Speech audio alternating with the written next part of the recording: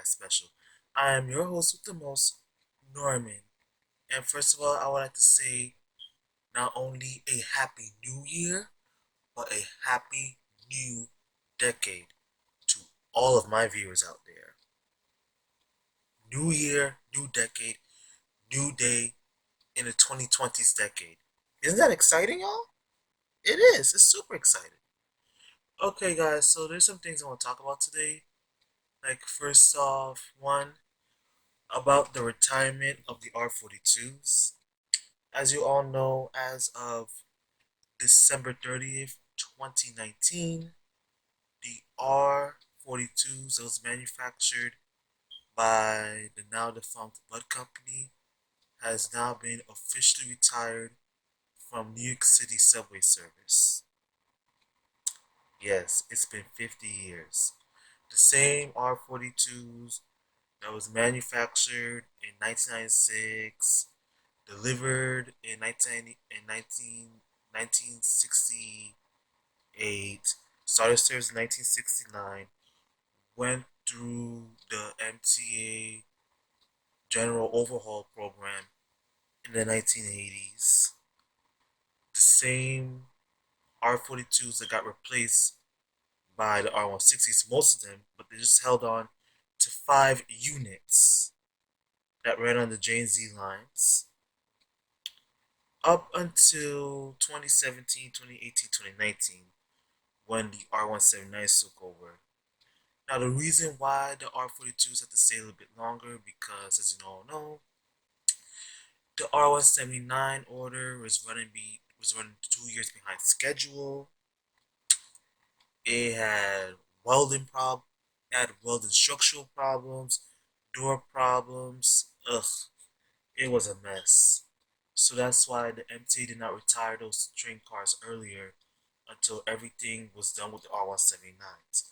And then now, since all 318 cars of the R179s are on property as of yesterday, which was December 31st, 2019, we can gladly retire the R42s. And as we like to say for the R42s, thank you for your 50 amazing years in service. Thank you. Okay, now, on another note now, right? On another note now, right? Okay, another thing. Since this is 2020, right? It's time that we all look forward, alright? What can we expect in the 2020s decade? In the 2020s decade, we can expect to see the new gangway subway cars, the R211, start rolling out in service. Okay. First 5 years of CBTC installation will be Queens Boulevard, Crosstown, 8th Avenue, and Lexington Avenue. And the following 5 years after that will be 7th Avenue, Broadway, Colville, and the vast majority of the entire subway system. And plus 900 new cars for the A division, the R262s, which will replace the R62 and the R62As. Manufacturer, contract bidding, and manufacturer as yet to be determined. Okay, ladies and gentlemen? Now, as we all know, Bombardier will not be doing any more subway cars for New York City Transit. I repeat, Bombardier will not be doing any more subway cars for New York City Transit due to the performance that they've done with the R179s. Alright? But we do appreciate Bombardier for the service of the MTA manufacturing the R62As, manufacturing the R110B prototype subway car, manufacturing the R142s, and manufacturing the R179s, as well as manufacturing other electric motor propulsions for certain subway trains. So for that Bombardier, I would like to say thank you. Thank you. And also for the subway department, nearly like over I think like damn near like 60 to 80 subway station stops along around the city will be ADA accessible, so we gotta look out for that one. What else? What else? What else? Oh, and also coming this decade, the distribution of Omni. The start, the phase that the discontinue. Sorry, sorry, my voice is a little bit dry. The discontinuation of the Metro cards and the launch of Omni, which is one Metro New York, where you can either use your cell phone, where you can either use your smartphone, your smartwatch, or or your credit or debit card to make payments. All right. Yeah, so that's pretty much it with the buses. Now let's talk about the that's pretty much subways. Now let's talk about the buses, right? As we all with the bus department, right? As we all know, right? The MTA just started the redesigned bus network for both the Bronx, Queens, and Brooklyn. Manhattan and the local Staten Island routes have yet to get theirs. Yes, I did a recent, even though I didn't do this in 2019 when I should have, I did a review, I took a look of the 2019 of the Bronx routes, the Bronx Redesign Network routes, and I gotta say, mm, even though I don't live in the Bronx, right, like they seem to be doing the MTA Redesign Network for the Bronx seems to be working out pretty well though. I can't lie though, because it said what we're gonna do. Like they restructured some of the routes. They space out some of the bus routes. Space out some of the bus stops on all the routes. On all the routes. And they also increase service by like an extra set of minutes though. So that more faster, more reliable, streamlined service. Hmm? Oh, so that's the Bronx. This is Queens now. I recently did a review for the Queens West Network now, and I gotta say, I pretty much agree with everything that what they have down there, especially with that one route, which will be a Linden Boulevard crosstown route, which will operate between, which will operate between, um, Cambria Heights, 120th Avenue, all right, and the Spring Creek Gateway Mall in Brooklyn, via Linden Boulevard, via Rockaway Boulevard, via Conduit Avenue.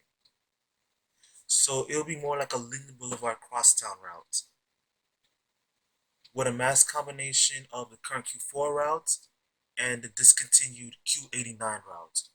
So not only the MTA is trying to improve service for the better, but it's also restoring some of that service that was lost, that was discontinued, that was cut during the 2010 service cuts from the past decade, earlier from this past decade here.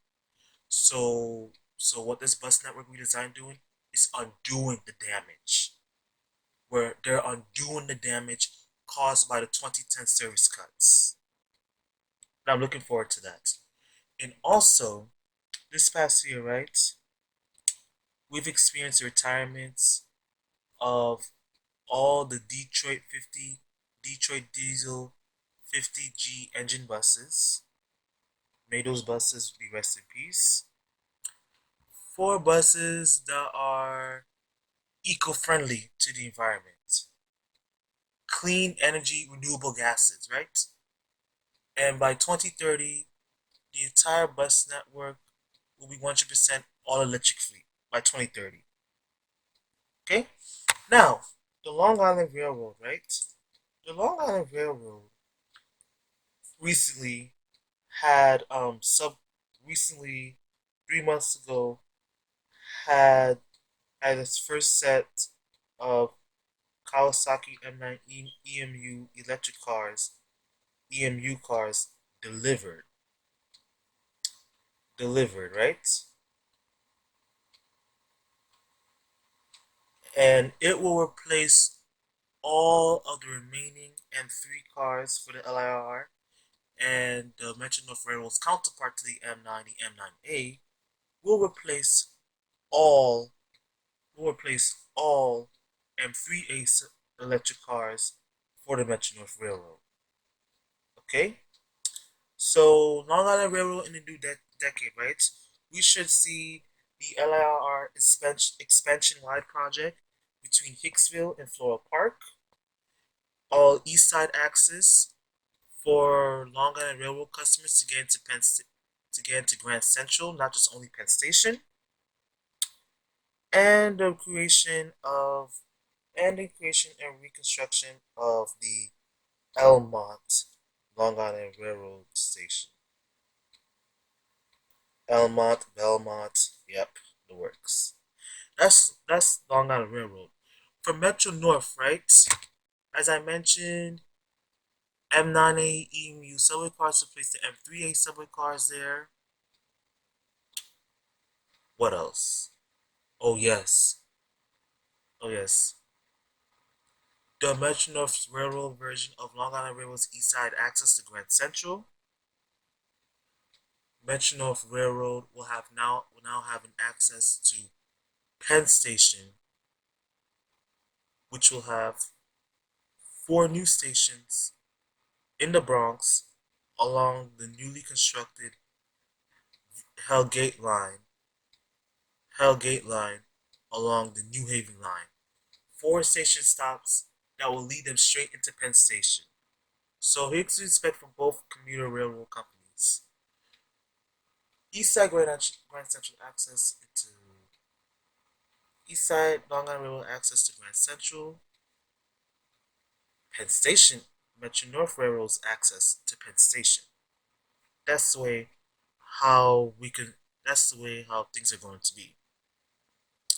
And also in 2017, right? We've also witnessed the reopening of the South Ferry Station just in time for 1 and 2 train service to operate there. 1 and all-time weekend 2 train service to operate there. The new South Ferry Station, the one that was destroyed by Hurricane Sandy, took 2 years to reconstruct. Back in 2013 or so, the old South Ferry Loop was recommissioned into service and was decommissioned into service in late June of 2017. And also, customers in Brooklyn along the F line get to experience the Peak F Express train service, with 2 trips running express to Manhattan and 2 trips running express into Brooklyn in the peak direction between J Street Metrotech, and Church Avenue. But I don't call that express. I call that a semi-express, if you know what I mean. Yeah, so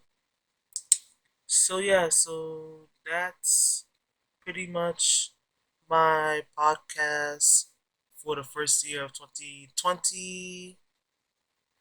New video of the decade, new video of the year, y'all. Oh, but before I go, right? I just recently launched and started a new gaming channel. And this commentary podcast is launched at 8 p.m.